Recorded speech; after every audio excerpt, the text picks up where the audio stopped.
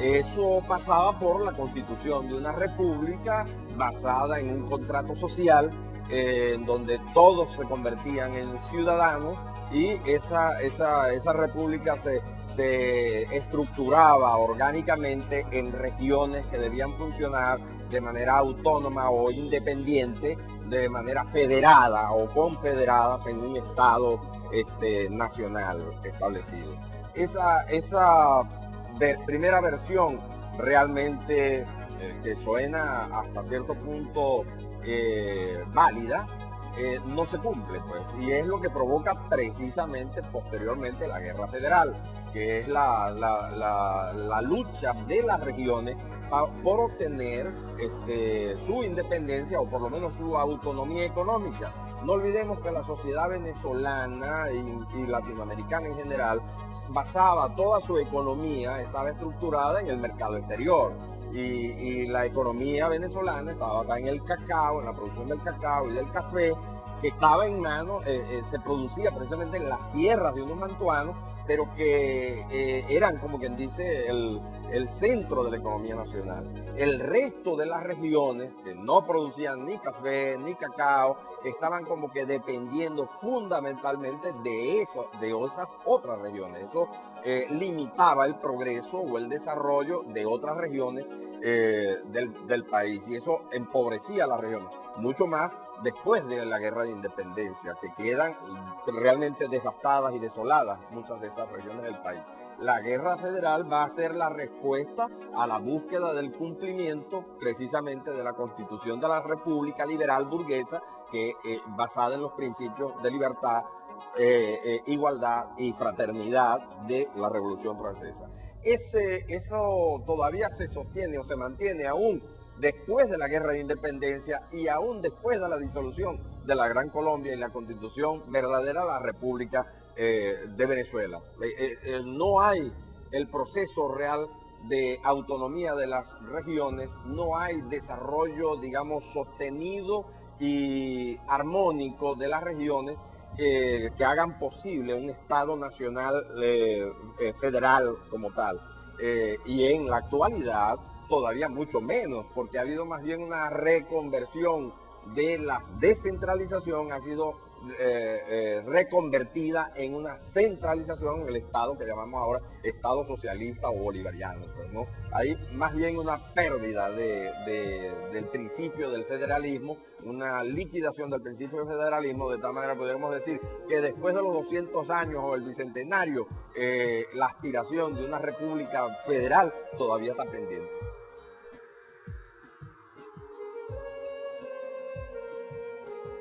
Por eso es importante recordar los hechos por delante, porque la historia se presta mucho a interpretación y manipulación. Y cuando hablamos de manipulación nos referimos a los intereses políticos, ideológicos, económicos, en donde quieren interpretar el pasado en función del presente. Y eso es absurdo. O sea, por ejemplo, hablar hoy de un Bolívar socialista, eso es absurdo. O sea, Bolívar era un liberal ilustrado del siglo XVIII, porque su formación y su época lo condicionaba para ello. Entonces nosotros no podemos cometer el error de trasladar el pasado al presente e interpretarlo en función del presente. El pasado hay que respetarlo en su contexto y en su tiempo. Y lógicamente eso permite crear una filiación, un proceso de identidad, que es lo que es Venezuela. Por eso yo recordaba al principio que nosotros tenemos una riquísima e importante herencia indígena anterior a la llegada de los europeos. Eso hay que reivindicarlo.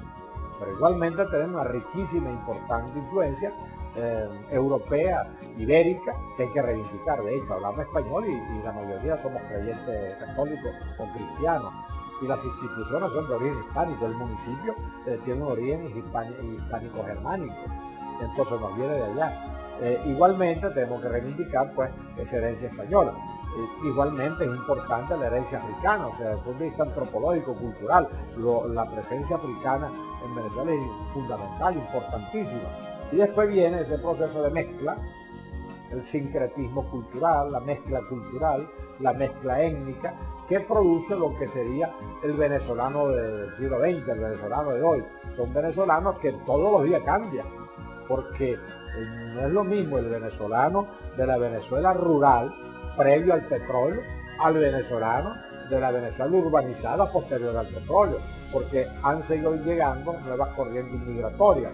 Se vinieron otros españoles, vinieron otros portugueses, otros italianos, de otras nacionalidades. Y no solamente eso, sino que hoy tenemos un fuerte contingente latinoamericano, básicamente colombiano, formando parte de la nacionalidad venezolana. Entonces, la nacionalidad hay que entenderla en su sentido dinámico, como una identidad que se va haciendo y se va transformando, manteniendo diríamos, la herencia básica, ¿no? La herencia básica en donde, repito, el pasado indígena, el pasado europeo, el pasado africano, el pasado colonial y el pasado republicano, todos son importantes para identificar y representar a Venezuela. Ahora, dentro de ese proceso, evidentemente que el 5 de julio es la partida de nacimiento oficial, formal, del Estado venezolano, porque anteriormente no existía el Estado venezolano. Existía la nación venezolana, existía la sociedad venezolana, pero no existía la institución política, el Estado venezolano. Entonces, bueno, nuestro partida de nacimiento es el 5 de julio y con todo derecho pues tenemos que conmemorarlo y recordarlo, pero no manipularlo.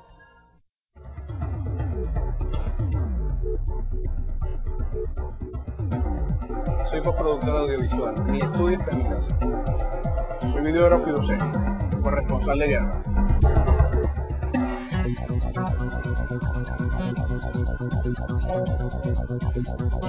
Sea un artista audiovisual y decide tu futuro. Inscríbete en la UNICA.